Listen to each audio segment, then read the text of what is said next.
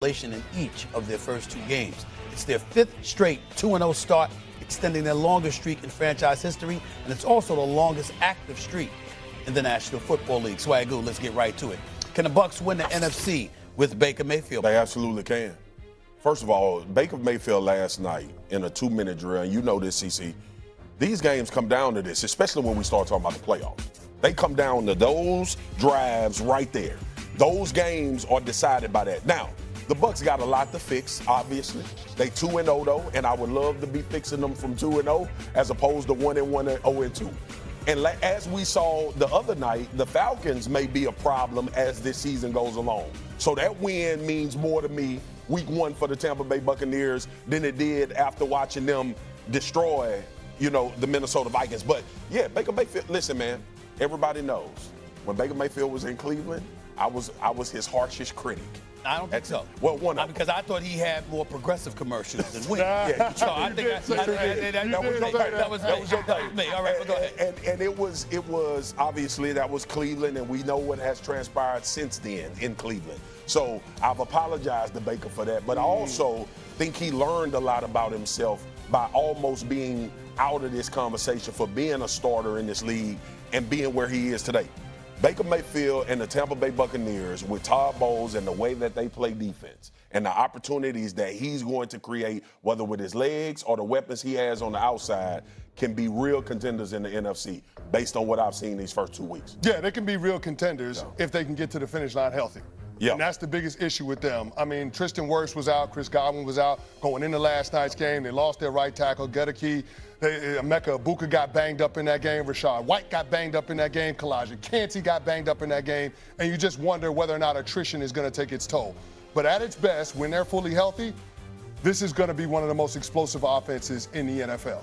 They might have the best receiving core in the NFL. Evans, Egbuka. Yeah, Evans, Egbuka, and Chris Godwin. Yeah. I mean, I call Egbuka Baker's sous chef. Yes. Because that dude out there is 100%. A bona fide monster. Right. Okay, and that offensive line has shown the ability to be able to provide some balance by running the football, and that defense stepped up and made plays when they needed to last night. So they absolutely can. But when I start looking at the NFC as a whole, I got a bank full of respect for the Philadelphia Eagles, reigning defending champs.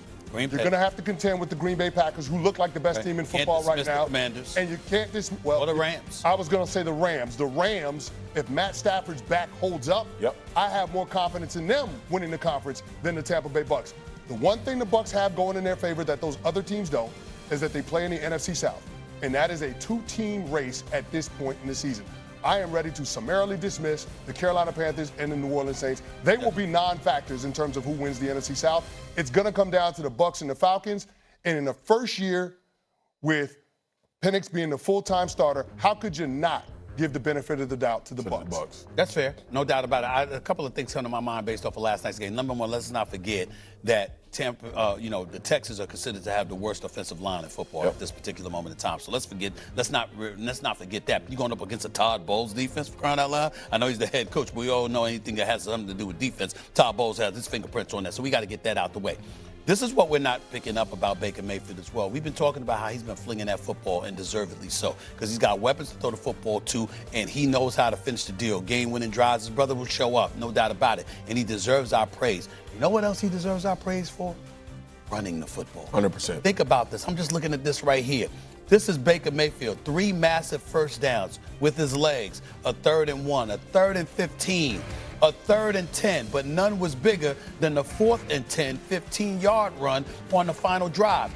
This is what he's doing. He's finding a way to beat you any way it takes. And even though we look at today's game and we think about some of the elite passes of the game, the quarterbacks we usually praise are those who are a dual threat. We don't talk about that way with Joe Burrow, but it's certainly applicable to Patrick Mahomes to a lesser degree, certainly Lamar Jackson and Josh Allen, and to a lesser degree Jalen Hurts. When you look at Baker Mayfield right now, what does he do? He beats you with his legs as well. That's what I'm looking at right now when it comes to him. It's a great point you brought up. Last night on Monday Night Countdown, Van Pelt asked Troy, we got so caught up in talking about Baker and his moxie and the chip on the shoulder and how he plays that we kind of have put the ability to play the position in the back burner. Some throws that this kid is making, bro, some of these runs that you bring up, these are championship plays. These are not like a regular quarterback. These are high-level franchise quarterback plays, man. The touchdown to Egbuka at the end of the game in the Falcons game. That was over time that developed.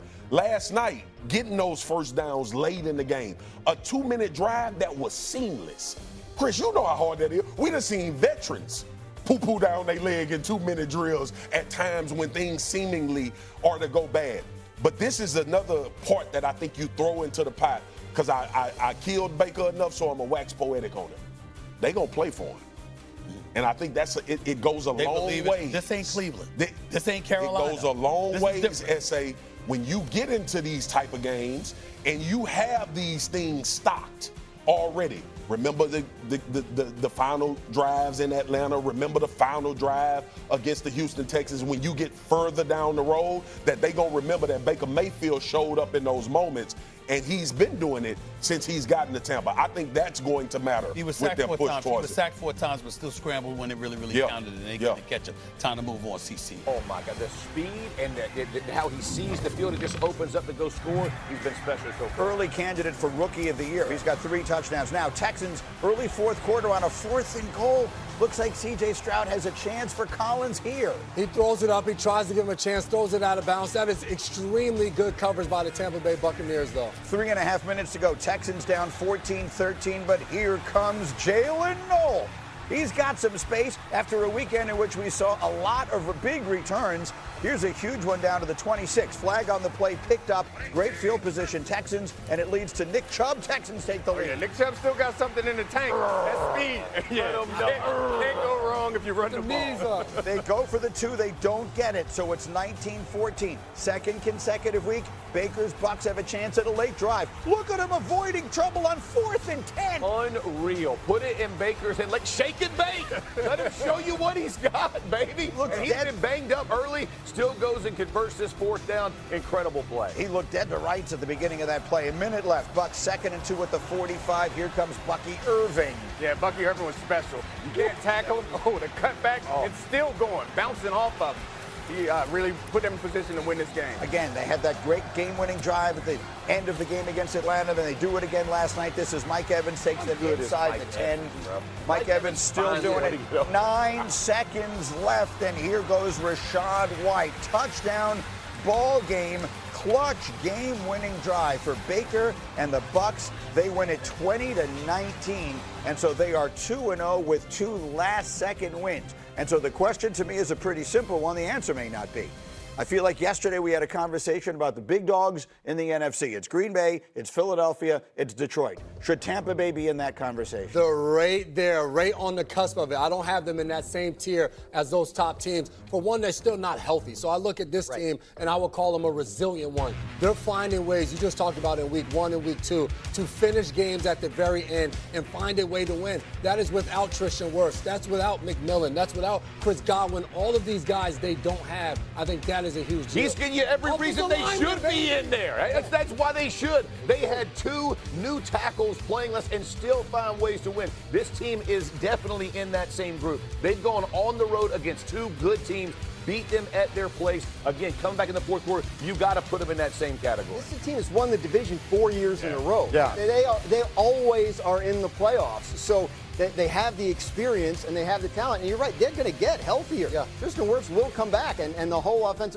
They're playing their starting center at left tackle, and they're 2-0. Respect. I love it. I love it. That's 2 weeks in a row, guys. We're going to find something out about them. They get the Jets this week. That may not be a huge test. We'll see. But then they get the Eagles in 2 weeks. Yeah. So when the Eagles go there, September 28th, that will be an interesting No, I think it's going to be a huge test for the Eagles, too. Like, the way that they're playing up front, their ability to run.